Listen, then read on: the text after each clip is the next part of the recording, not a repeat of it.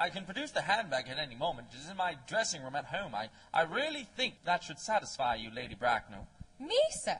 What is it to do with me? You can hardly imagine that I and Lord Bracknell would dream of allowing our only daughter, a girl brought up with the utmost care, to marry into a cloakroom and form an alliance with a parcel? Good morning, Mr. Worthing. Lady Bracknell sweeps out in majestic indignation. Good morning.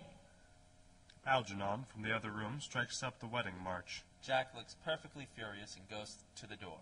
For goodness sake, don't play that ghastly tune, Algy. How idiotic you are. The music stops, and Algernon enters cheerily. Didn't it go off all right, old boy? You don't mean to say Gwendolen refused you? I know it is a way she has. She's always refusing people.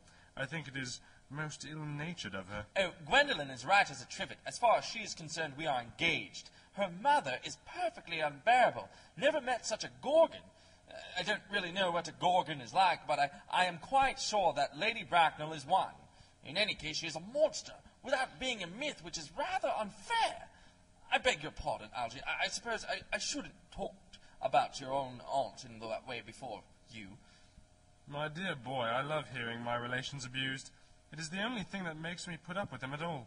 Relations are simply a tedious pack of people who haven't got the remotest knowledge of how to live, nor the smallest instinct about when to die. No, that is nonsense. It isn't. Well, I won't argue about the matter. You always want to argue about things. That is exactly what things were originally made for. Upon my word, if I thought that, I'd shoot myself. A pause. You don't think that there's any chance of Gwendolen becoming like her mother in about 150 years, do you, Algy? All women become like their mothers. That is their tragedy.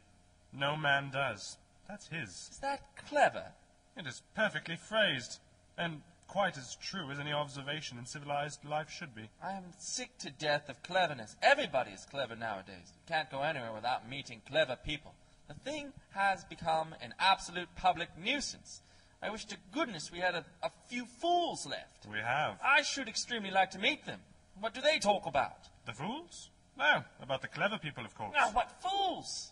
By the way, did you tell Gwendolen the truth about your being Earnest in town and Jack in the country? My dear fellow, the truth isn't quite the sort of thing one tells to a nice, sweet, refined girl. What extraordinary ideas you have about the way to behave to a woman. The only way to behave to a woman is to make love to her, if she is pretty, and to someone else, if she is plain. No, that is nonsense. What about your brother? What about the profligate Earnest? Oh, before the end of the week I shall have got rid of him. I'll say he died in Paris of apoplexy. Lots of people die of apoplexy, quite suddenly, don't they? Yes, but it's hereditary, my dear fellow. It's a sort of thing that runs in families. You had much better say a severe chill. You are sure a severe chill isn't hereditary, or anything of that kind? Of course it isn't.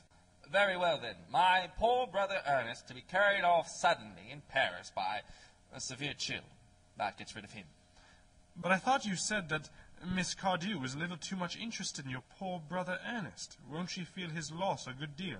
Oh, that is all right. Cecily is not a silly, romantic girl, I am glad to say. She's got a capital appetite, goes long walks, and pays no attention at all to her lessons. I would rather like to see Cecily. I will take very good care you'd never do. She is excessively pretty, and she's only just 18. Have you told Gwendolen yet that you have an excessively pretty ward who's only just 18? Oh, one doesn't blurt these things out to people. Cecily and Gwendolen are perfectly certain to be extremely great friends. I'll bet you anything you like that half an hour after they have met, they will be calling each other sister. Women only do that when they have called each other a lot of other things first. Now, my dear boy, if we want to get a good table at Willis's, we really must go and dress. Do you know it is nearly 7? Oh, it is always nearly 7. Well, I'm hungry. I never knew you when you weren't. What shall we do after dinner? Go to a theatre? No, I loathe listening. Well, let us go to the club. I hate talking. Well, we might trot round to the Empire at 10. No, I can't bear looking at things. It is so silly. Well, what shall we do? Nothing.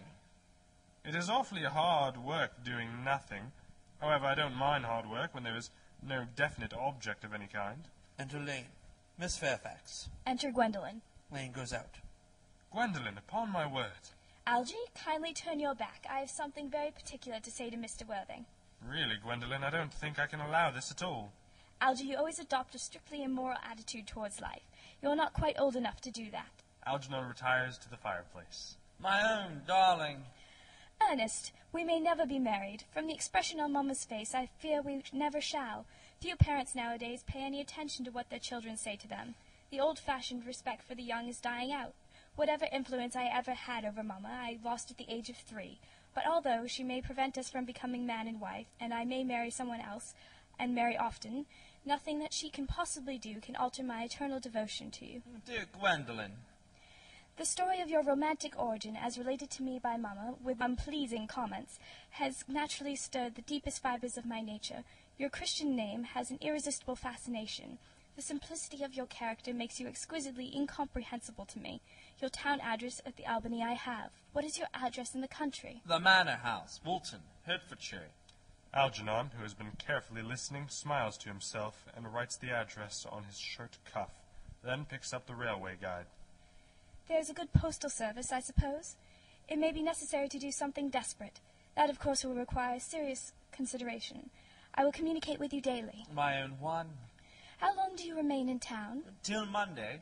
Good. Algy, you may turn round now. Thanks, I've turned around already.